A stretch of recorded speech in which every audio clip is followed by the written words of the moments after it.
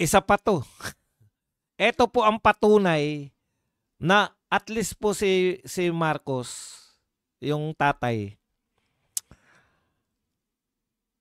alam ko, natatandaan ko, bata pa lang kami. Kahit papano, pag naimbitahan mo sa si Ferdinand Senior, pag naimbitahan nyo sa mga international conference, ASEAN, wala pang APEC nun eh. State visit sa United States, kayang-kaya niya pong ano eh, matalino talaga naman, no? Aminado tayo, matalino. Pero sabi nga ni Chavit, masamang tao nga eh. Eto, 'di ba? Kaya nga may kasabihan nun, putya, matatalino nga kayo, mga mandurugas naman.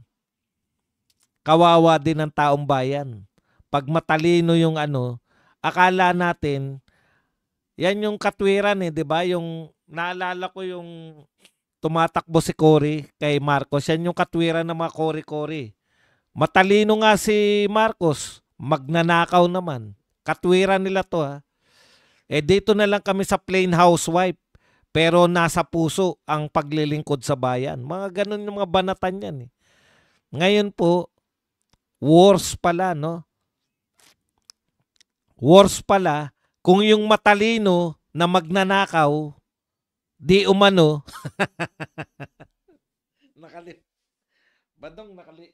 nakalimutan mo ba dong yung di umano? Yung tatay nito, ni Marcos Jr., aminado ang lahat ng tao na matalino.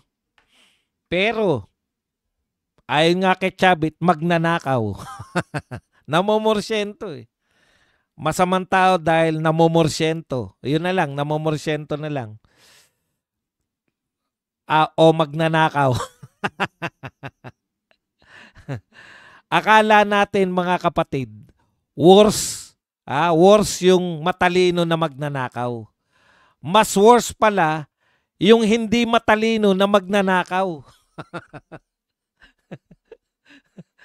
Alam niyo yun? Kasi alam na natin na may nakawan, alam na natin na yun pala yung mas worse. Kasi at least yung matalino, kaya niyang itago. Nakakapagtago siya ng pagnanakaw. 'Di ba kailan lang ba natin natuklasan na marami palang kayamanan na naisubi yung Marcos Sr., 'di ba? Nung wala na sila. Ibig sabihin,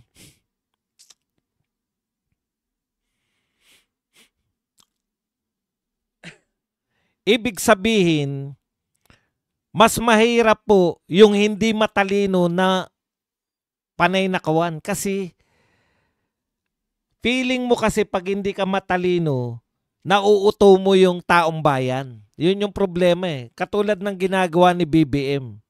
Akala niya sa mga sinasabi niya, nauuto niya tayo. Tulad ng sinasabi niya, pinagmamalaki niya na ito, yung laman itong tatalakayin natin.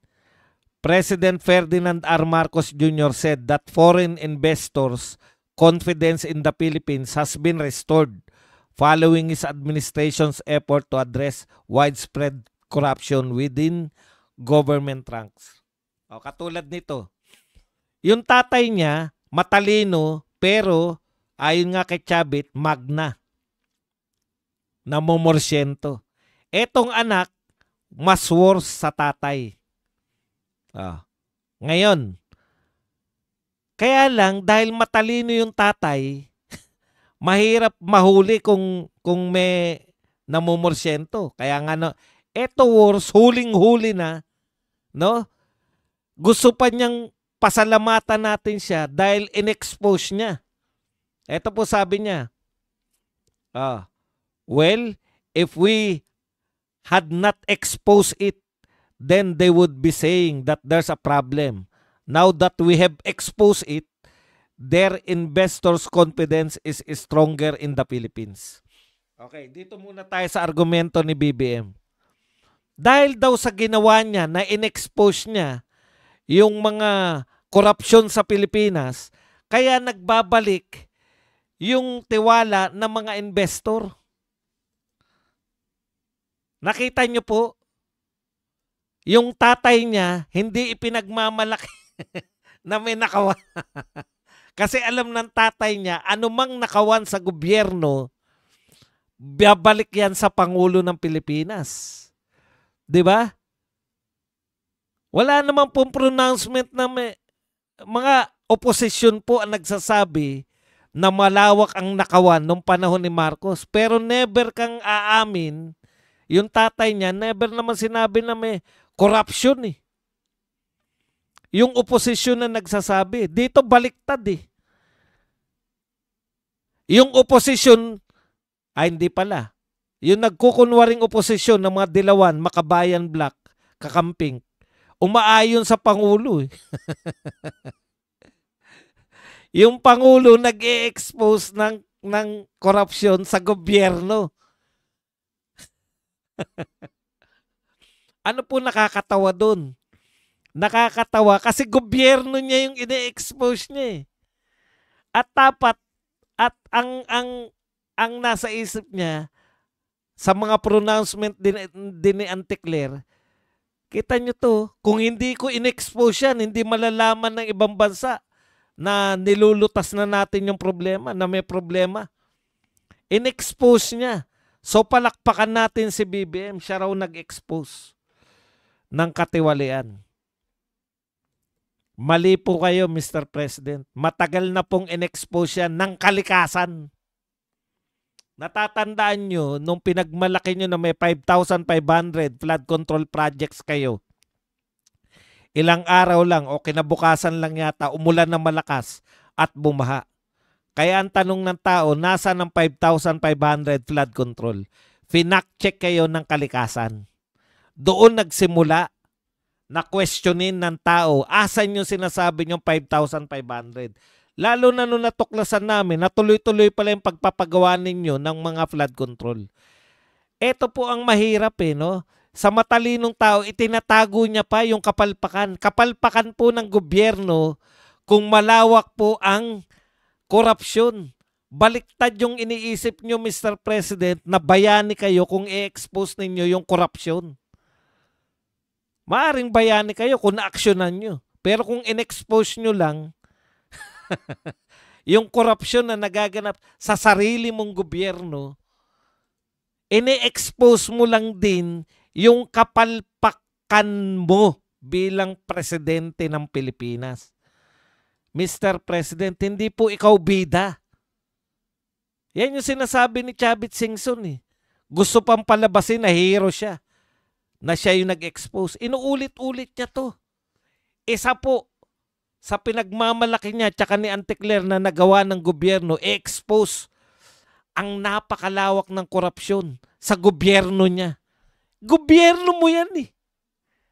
Ang kaya mo lang i-expose, anong gagawin natin? Kami na magkakamot.